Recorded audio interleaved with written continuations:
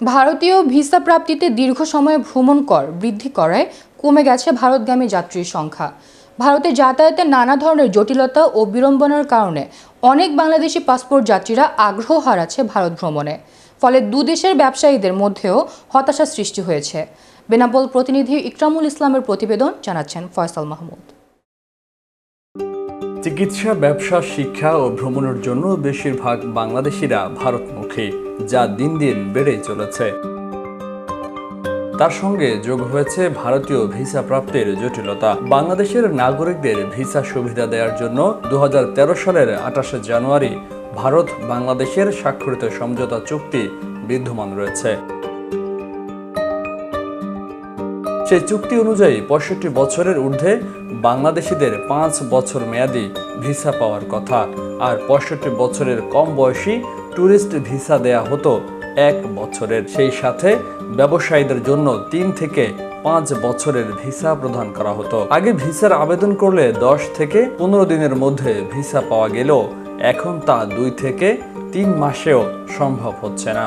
এতটা সময় ভিসা পেতে যদি হয় তাহলে কিভাবে আসবে, কিভাবে যাবে সবাই? এর জন্য এখানে লোক সংখ্যা অনেক কম। আর ভিসা দিলেও তার মেয়াদ 3 থেকে মাত্র 6 মাস দেওয়া হচ্ছে। যাত্রীদের ভ্রমণ কর 500 টাকা থেকে বাড়িয়ে 1000 টাকা করায় যাত্রীদের বাড়তি অর্থ গুনতে হচ্ছে।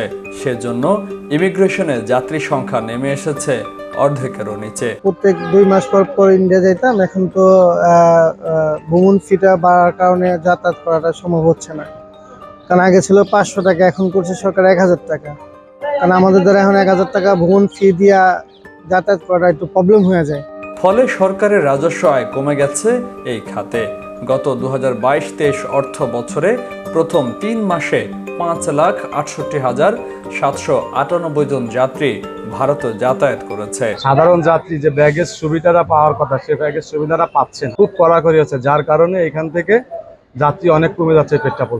ভ্রমণ কর বৃদ্ধির পর গত 2023-24 অর্থ বছরে প্রথম 3 মাসে 4,26,639 জন যাত্রী ভারতে যাতায়াত করেছে। একই সময় যাত্রীর সংখ্যা কমে দাঁড়িয়েছে 1,42,159 জন। তারা ভারত থেকে বাংলাদেশে যাওয়া আসা করতেছি বা বাংলাদেশ থেকে ভারতে যাচ্ছি, তারা কিন্তু খুব হ্যাসেল হচ্ছে। কারণ আমরা আগে লাগেজ সুবিধাটা পেতাম, এখন এটা সম্পূর্ণ আমরা পাচ্ছি না। তাছাড়া আমরা পাসপোর্ট নিয়ে আপনার ব্যাগ তল্লাশিটা প্রচুর পরিমাণ আমাদের হ্যাসেলের কারণ হচ্ছে। বেনাপোল দিয়ে ভারত যাওয়া যাত্রী সংখ্যা কমে যাওয়ায় সরকারের ট্রাভেল ট্যাক্সের মাধ্যমে রাজস্ব আহরণের কাঙ্ক্ষিত লক্ষ্যে পৌঁছানো সম্ভব নয় বলে মনে করছেন বেনাপোল শাখার সোনালী ব্যাংকের ব্যবস্থাপক মোহাম্মদ মহসিন আলী। করে ভারতগামী, কিন্তু সেটা জুলাই মাস পর্যন্ত যতটা কন্টিনিউ ছিল, আগস্টে প্রথম থেকে এটা কমতে শুরু করছে, যার কারণে সরকার ট্রাভেল ট্যাক্স আহরণেও এটা কাঙ্ক্ষিত মাত্রা থেকে কমতে শুরু করেছে। সাম্প্রতিক সময়ে ভারতে যাতায়াতকারী যাত্রীর সংখ্যা অনেক কমে গেছে। খুব শীঘ্রই যাত্রী যাতায়াত স্বাভাবিক হবে, এমনটাই আশা করছেন বেনাপোল স্থলবন্দর ট্রাফিকের পরিচালক আব্দুল জলিল। স্থলবন্দর দিয়ে প্রতিদিন 6 থেকে 7,000 যাত্রী ভারতে গমনাগমন করত।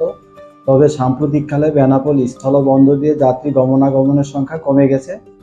আমি আশা করছি বেনাপোল স্থলবন্দর দিয়ে খুব শীঘ্রই যাত্রী গমনাগমন স্বাভাবিক হবে। ভারতের ভিসা প্রক্রিয়া আগের ন্যায় স্বাভাবিক করা হোক, এমনটাই চাওয়া সর্বস্তরের জনগণের।